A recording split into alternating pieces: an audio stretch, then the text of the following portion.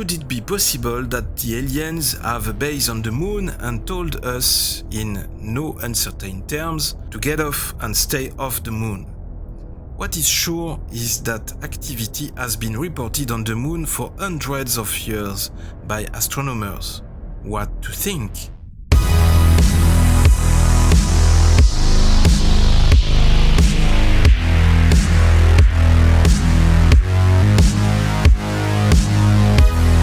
Section 51. Hi everyone, what's up guys? DOZgeek here again with Section 51. Big thanks for watching this new video and for your support to Section 51. Welcome to the new viewers. Before starting, let's like and share this new video right now to keep supporting Section 51. And please, let me invite you to watch this new video until the end. Let's start right now. Are there some alien bases on the moon? More and more people are coming forward with stories that tend to prove this is true. These rumors usually say that there is an alien moon base on the far side of the moon, the side we never see from Earth. But did you ever wonder why the moon landings stopped and why we have not tried to build a moon base? Could the reason be connected with some potential threat on the moon, like an alien presence, for example? Indeed, building a moon base does seem like a better and easier idea than a floating space station with no access to any raw materials or supplies. But you are going to see that there is a real question about the moon. In 1968, a technical report about lunar events or lunar transient phenomenon in the history was created by Patrick Moore, astronomer and researcher, with the help of 3 other astronomers for NASA. It was called the Chronological Catalogue of Reported Lunar Events. These lunar events recorded in this book generally described short-lived lights, colors or changes in appearance on the surface of the moon, including also moving objects. Claims of short-lived lunar phenomena go back at least 1,000 years, with some having been observed independently by multiple witnesses or reputable scientists. Most lunar scientists will acknowledge transient events such as outgassing and impact cratering do occur over geologic time. But the controversy lies in the frequency of such events. Reports of transient lunar phenomena, or TLP, range from foggy patches to permanent changes of the lunar landscape.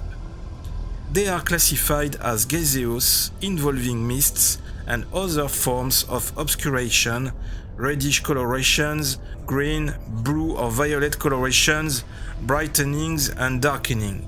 Of the most reliable of these events, in a strange way, at least 1/3 come from the vicinity of the Aristarchus Plateau. Considering the fact that some of these reports may be a result of observational error, it is important to note that the lunar surface remains nevertheless the site of an important activity. Some of these lights were generally changing or blinking, some were temporary, while some others were strangely permanent during several minutes. There were also moving lights reported, sometimes changing direction, and moreover, some unusual shadows. One attempt to study and explain the transient phenomena was made during the Clementine Mission. It consisted in sending a space probe called Clementine in January 1994 to the moon for imaging at various wavelengths in the visible as well as in ultraviolet and infrared, laser ranging altimetry, gravimetry, and charged particle measurements. These observations were for the purposes of obtaining multispectral imaging of the entire lunar surface. Some conspiracy theorists claimed that while flying over the Aristarchus crater, it caught on camera a bright blue dome on the surface of the moon. But the official analysis of these documents by NASA suggested the presence of volatile ices, interpreted as including water ice in the moon's surface soils. A possible ice deposit equivalent to a sizable lake was announced. On May 7th of 1994, Clementine experienced a computer failure after it left lunar orbit. The failure caused it to use up its remaining propellant, spinning the spacecraft up to 80 rotations per minute. It was utilized in a geocentric orbit until the end of its mission, but the asteroid trip was aborted on May 2nd. NASA announced on March 5th of 1998 that data obtained from Clementine indicated that there is enough water in polar craters of the moon to support a human colony and a rocket fueling station. In addition to these theories on lunar activity, there is also the theory claiming that NASA astronaut Neil Armstrong said the aliens have a base on the moon and told us in no uncertain terms to get off and stay off the moon. It's an absolutely incredible statement, so incredible that I couldn't find that famous testimony anywhere. This is again certainly a rumor that has spread over time. A rumor fed by Milton Cooper, who is yet a naval intelligence officer and who tells us that not only does the alien moon base exist, but the US naval intelligence community refers to the alien moon base as Lunar, and that there is a huge mining operation going on there. And that is where the aliens keep their huge motherships while the trips to Earth are made in smaller flying saucers. The alien base is on the far side of the moon. It was seen and filmed by the Apollo astronauts. A base, a mining operation using very large machines, and the very large alien craft described in sighting reports as motherships exist there.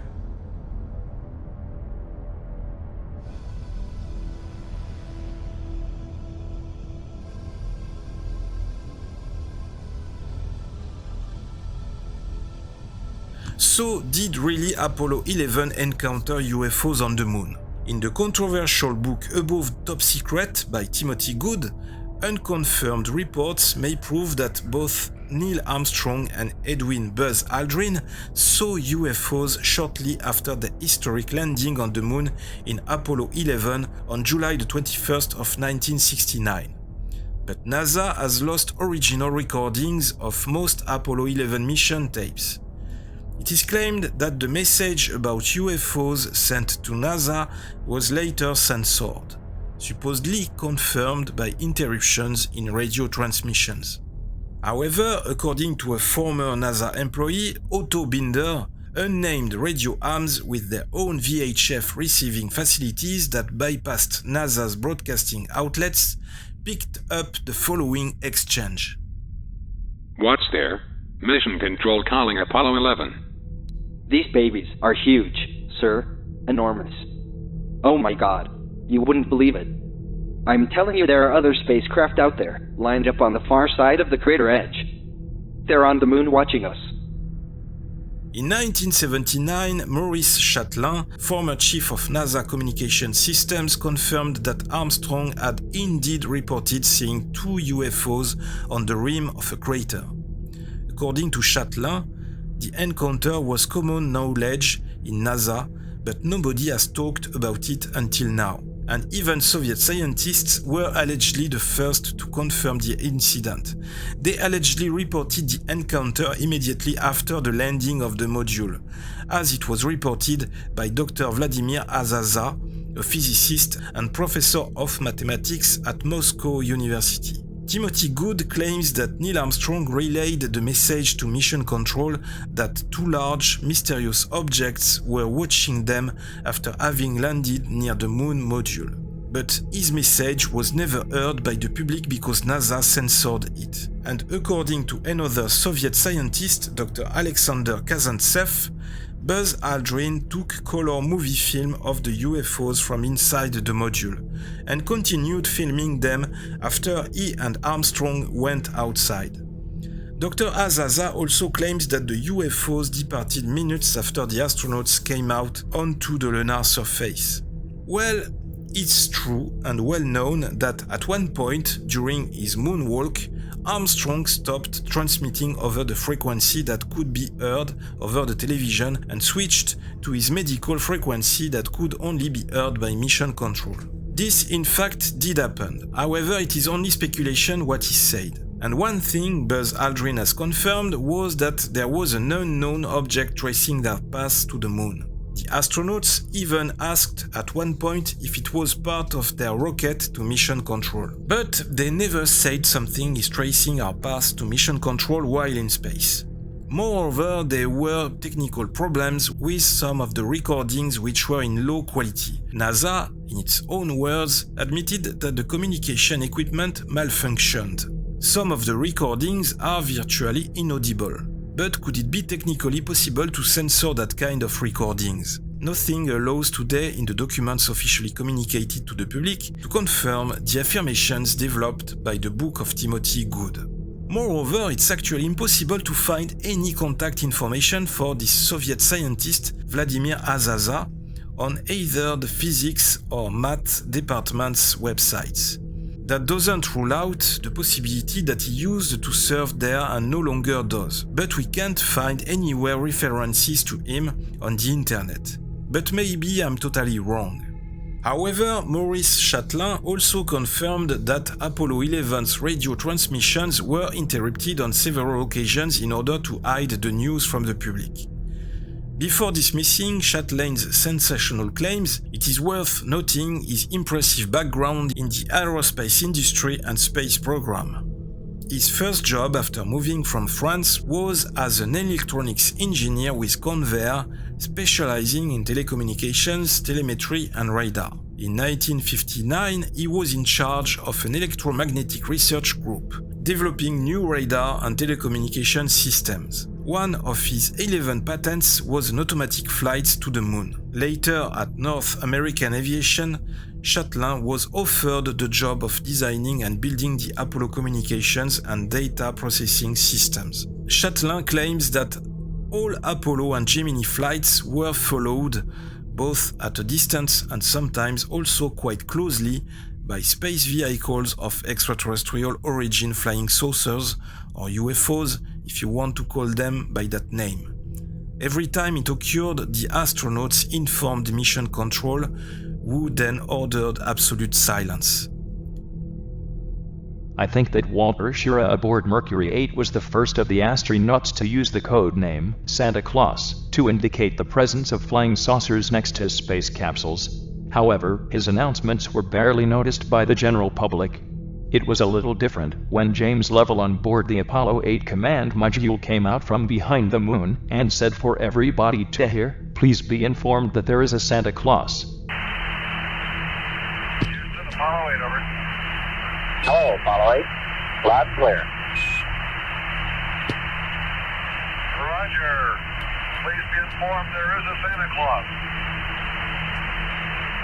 That's affirmative. You're the best ones to know. Therefore, with all these blurry areas and these different affirmations, rumors still persist. NASA may well be a civilian agency, but many of its programs are funded by the defense budget and most of the astronauts are subject to military security regulations. Apart from the fact that the National Security Agency screens all films and probably radio communications as well. We have the statements by Otto Binder, Dr. Gary Anderson and Maurice Chatelain that the astronauts were under strict orders not to discuss their sightings. And astronaut Gordon Cooper, who has testified to have witnessed a double cylindrical shape and metallic UFO during his Mercury mission. So it's very unclear to know if there is secrecy on the subject. We still can come across publications trying to find an answer to the question, are we alone in the universe? But what if all this was true? What if presence of reasonable creatures has been detected just close to our home in the moon? Specialist for lunar artifacts Richard Hoagland says that NASA is still trying to veil photo materials before they are published in public catalogues and files. They do retouching or partially refocus them while copying. That doesn't help to build a trust between the public and NASA. It may even encourage the birth of crazy theories about the presence of life on the moon. For example, some investigators, Hoagland is among them, suppose that an extraterrestrial race had used the moon as a terminal station during their activity on the Earth. The suggestions may be confirmed by the legends and myths invented by different nations of our planet. Apollo 10 astronauts made a unique picture called AS10324822 of a 1 mile long object called Castle, which is hanging at the height of 14 kilometers and casts a distinct shadow on the lunar surface. The object seems to be consisting of several cylindrical units and a large conjunctive unit. Internal porous structure of the castle is clearly seen in one of the pictures, which makes an impression that some parts of the object are transparent. And when Apollo 12 crew landed on the lunar surface, they saw that the landing was observed by a half-transparent pyramidal object. It was hanging just several meters above the lunar surface and shimmered with all rainbow colors against the black sky. In 1969, when the film about astronauts traveling to the Sea of Storms was demonstrated, it was confirmed that the astronauts saw the strange objects once again, which were later called striped glasses. And astronaut Edgar Mitchell, with Apollo 14, answered the question about his feelings after a successful return. My neck still aches as I had to constantly turn my head around because we felt we were not alone there. We had no choice but pray. Apollo 15, 1971, a video footage reportedly filmed by US astronaut Jim Irwin as he descended to the lunar surface, shows Irwin and Commander David Scott setting up filming equipment and collecting sand and rock samples. The particular footage shows in the background what appears, according to many UFO hunters, to be a large flying saucer parked on the lunar surface. Get this out of your way first, Jim. Yeah. But look at that little flash ball. Just running around.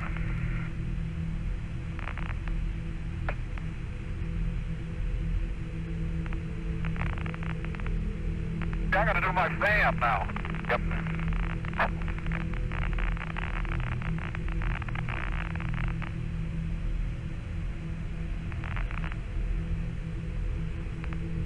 Crater here that I'm standing by, Joe, it's about a meter in diameter.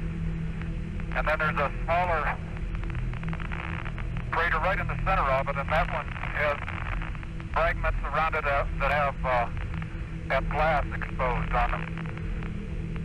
Where the larger crater does not have any glass exposed.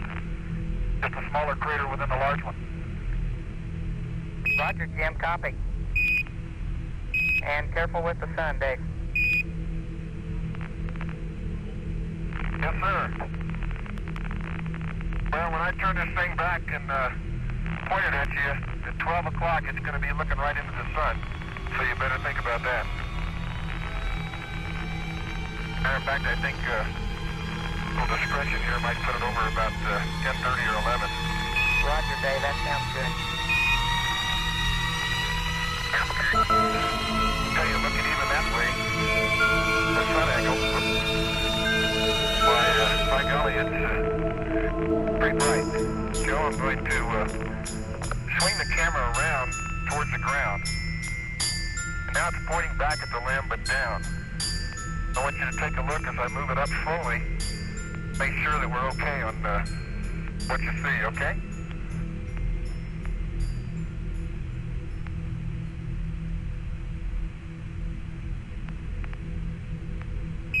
Dave, we read all of that. We are getting a beautiful picture now. We're going to try to wind up with the tripod in the shade if that's possible, looking back towards the limb. Later, Apollo 17 mission also reported strange photos taken in the Sea of Tranquility landing site and showing some strange pyramid shapes on the moon. Officially, Neil Armstrong and Buzz Aldrin always denied seeing aliens on the moon. Moreover, some of the main reasons why humanity hasn't been back on the moon lay in the fact that the Cold War ended in the 80s, so there was no real reason to continue the race to space between the US and Russia. Moreover, it was too politically risky for the future presidents. Nothing was really planned for the following except perhaps improve the technology in order to visualize space exploration on a larger scale and with greater security. All this in order to be able a few decades later to go further into space and target, for example, planets like Mars. But this is the official speech. What if the claims in the book Above Top Secret by Timothy Good were true? What if there were in fact some alien presence on the moon for hundreds of years? What did exactly NASA astronauts see there? Did they see alien spacecrafts, alien bases or alien structures? If they did see something, did they actually receive the order by NASA to be silent? And why?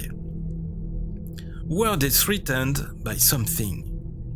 Were they deterred from returning to the moon by an alien threat? Does NASA have in its possession important information about lunar activity that the public does not know? And can this information influence the strategy of space conquest? Who tells the truth? What do you think? My will is not to feed any conspiracy theory on extraterrestrial bases on the moon. But it must be admitted that there are still many obscure points and many unexplained mysteries concerning the moon. And even if we ever manage to build a lunar base, I'm sure there will still be different theories and different stories about exactly what's going on out there. It is the nature of unexplored places to be the source of legends, and the man will always have a lot of imagination. But sometimes, reality surpasses fiction. I hope you enjoyed this video. Section 51 is on social networks, Facebook, Instagram, Twitter. Don't forget to like this video, don't forget to share it, to subscribe to the channel and to support Section 51. Thank you, I'll be back really soon. Open your eyes, watch the sky, live long and prosper.